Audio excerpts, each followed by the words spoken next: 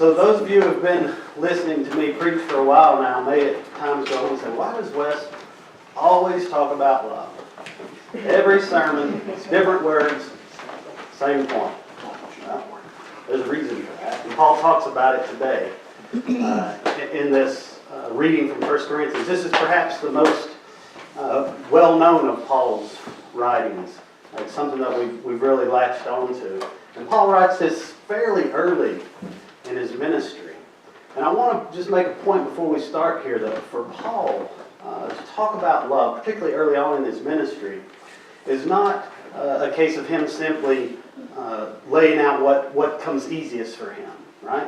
We all have a tendency to do that. If we're going to talk about what it means to be a good Christian, a good person, chances are our list is going to include the things we're good at, right? But for Paul, he talks about faith. He talks about hope. And these are things that he's good at. Paul, we know, is a zealot, right? We know that he's a faithful person from even before he was converted to Christianity. Paul has a real fire and a passion for whatever it is he believes. You would expect him to talk about that, but he doesn't.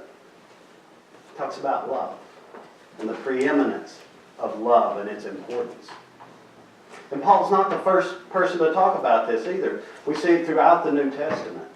In 1 Peter chapter 4:8, he says, love one another. Love one another fervently, because love can cover a multitude of sins. In the same 1 John 4:8, so 1 Peter 4:8, 1 John 4:8, John says that if you do not love, you do not know God, for God is love. This is the story. I would argue throughout all of Scripture, but certainly in the New Testament, we see this over and over and over again. Love. When Jesus was asked, what are the most important commandments? In other words, what should we do above all else?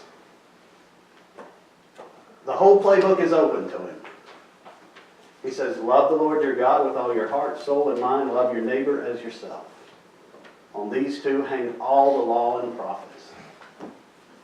What he meant by that and what Paul refers to in our reading today is he's saying, look, if we love God, then those first three commandments, put God first, don't take the Lord's name in vain, honor the Sabbath, keep it holy. He says those things will come naturally to us. We'll want to do those things. It's the same with the rest of them. If we love someone, we're not going to murder them. We're not going to steal from them. If we have a pure love for others, the law takes care of itself.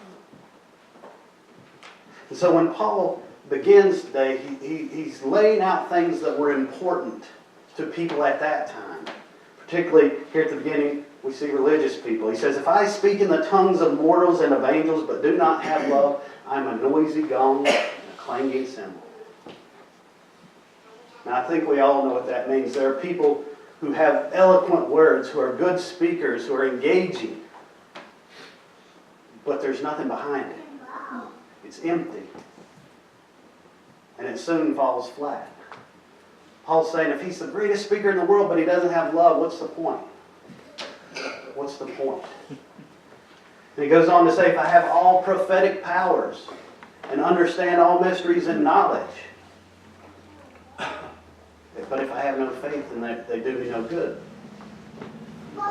He says, if I have faith to move mountains, to pick mountains up and move them to somewhere else, or to tear them down and then go away. He said, if I have that kind of faith, but I don't love, he said it's pointless. And the point that he's trying to make here is that love is the end goal and purpose of all of these gifts. It's why at the end he says these three remain: faith, hope, and love. And the greatest of these is love. The point is that the object of our faith, the object of our hope, is ultimately to love. Which makes love the greatest of the three. It is the end goal. It is the purpose for which you were created. To love God and love one another.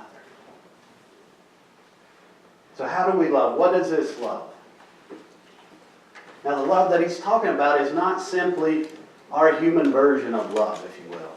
Because I could come here and I could say to you, I love my wife, and I do. But does that mean I always treat her the way I should? No. Does that mean that I always act lovingly and kind? No, I don't. The love that Paul is referring to here has a standard. It's not simply, well, I love everyone. I don't just get to wake up and say, well, I love everyone, and now I'm off the hook. I have to live that out. And there's a standard by which we live that out.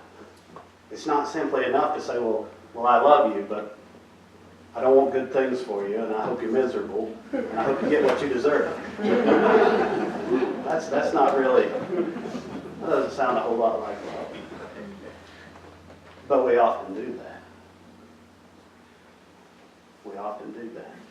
So Paul attempts today to describe what is love. And it begins by saying love is patient. Think about that for a minute. Love is patient.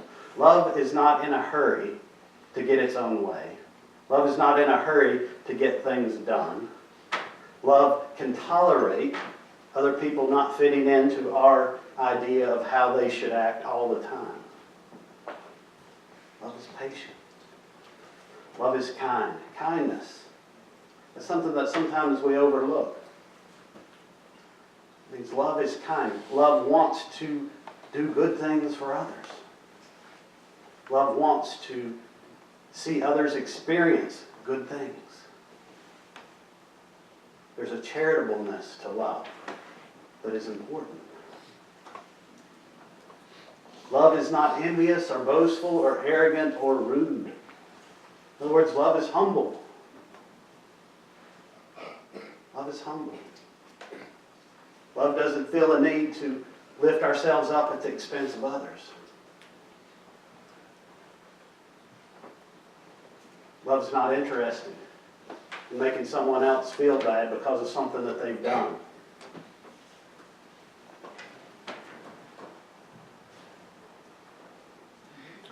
It goes on to say, love is not irritable or resentful. It does not insist on its own way. That's a tough one. If you're going to love someone else, it means that they might not always do everything exactly the way you want them to do it. And yet you're still called to love them. It's not resentful. In other words, love demands forgiveness. If you are going to love anyone in this broken world, sooner or later you're going to have to forgive. I guarantee it. At the very least, you're going to have to forgive yourself. And more than likely, you're going to have to forgive some others. The stuff that we hold on to, the anger, the hurt, the shame, the guilt, all these things that need to be forgiven, these things get in the way of every relationship that we have. I guarantee it. And they get in the way of most of those relationships closest to us. Our spouses, our best friends, our children. That's where these deep-seated hurts and angers play out. On those that we love the very most. Love demands forgiveness. Demands that we let go. It does not rejoice in wrongdoing. As I said earlier, this kind of love has a standard. It's a steep standard. It's a tough standard.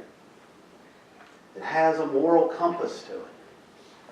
It says we're not going to rejoice, we're not going to laugh, we're not going to enjoy other people's suffering. When things go wrong, we're not going to take enjoyment from that.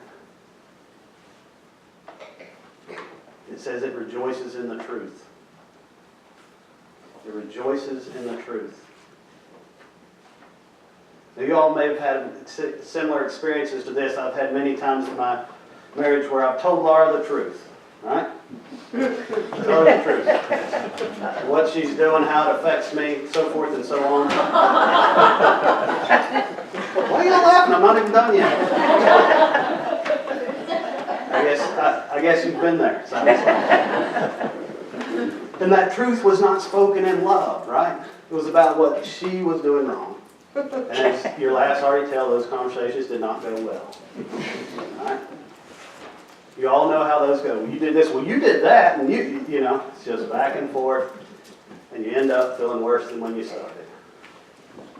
But there have been other times where I have spoken my truth in love, in genuine concern for sometimes myself, sometimes for her, sometimes for others. And it went much, much better. Ended the conversation feeling better than when it started. Love does not run from the truth. Love does not shy away from being honest with one another if it is done in love. So you don't get to go to a stranger on the street and tell them what you think about what they're wearing. There's no loving relationship there to begin with. You get the point. Truth and love is a part of this. And so Paul is painting this picture for us of what it means to love. And I have to be honest with you, I was, 31 years old before I had a kid. And before that, I didn't realize that I had no clue what love was. None. I said I loved people, but I wasn't real good at it. I've told you all the story before when Laura and I were dating. We've been dating a long time, maybe a year, maybe not quite that long, but quite a while. So I finally caved to the pressure, told her I loved her. Okay. It gets worse. So 2 or 3 months later, she comes to me and says, you know, you told me you loved me that once, but you never said it again. I said, well, I'll let you know if it changes. I wasn't trying to be mean. I was sincere. Like I told you, it hadn't changed. What else? Had no clue. No clue whatsoever. I still don't. But when I had kids, it was the first time that I ever experienced love, I think, for what it was meant to be. That kind of notion of unconditional love. And I believe that the difference is, quite frankly, that kids have nothing to offer us, per se, in worldly terms. They hopefully love us, but my kids will attest that's not unconditional. They can go from love to awfully mad in a hurry and back again. But it's the fact that I don't have an expectation of them. I'm not looking to them to fulfill my needs. I'm not looking to them to make me feel good about myself or feel like I'm important. I'm not expecting them to treat me a certain way in order for me to treat them a certain way, like I do even with my wife. My kids is the first time that I loved another simply because I chose to love them. Period. It wasn't about who they were or weren't. It wasn't about what they could or couldn't offer me. I just loved them. And I think that's the love that Paul is talking to us about. He's talking about a love that sets us free from all the crud that we pile on to our relationships. He's talking about loving others in a way that says, you know, just because someone doesn't treat you the way you think they should today, just because someone else is having a bad day, doesn't have to blow up your world. Doesn't have to affect how you feel about everything. And it means that we're free to love others even when maybe it's a little bit uncomfortable. Because we're not so worried about what are they going to think? What is it? We're free to love. Just because we choose to love and not because we expect something in return. Now this list that Paul gives us of what love is a daunting list. And it's something that we should be paying attention to continually. Each and every day, we should be praying to be more loving, to be more kind, to understand more deeply what it means to love others in the way that God loves us. If you come to church for 20 years and take nothing else away from it, I hope you will take that. what we are called to do, first and foremost, is to love and to grow in that love. That love is not a static thing. We don't just one day decide, I love you, okay, I'm done working on that. Right? You have to keep loving. Keep making that choice. Keep working at what that means. And most of the time, it means letting go. Letting go of our expectations of others. Letting go of our needs needing to be met by others. And that's why God talks to us over and over again about making God the center and foundation of our lives. He says, if you make me the center and foundation of your life, I won't let you down. And it will free you to not need that from others. It will free you from the expectations that you're constantly placing on others, because those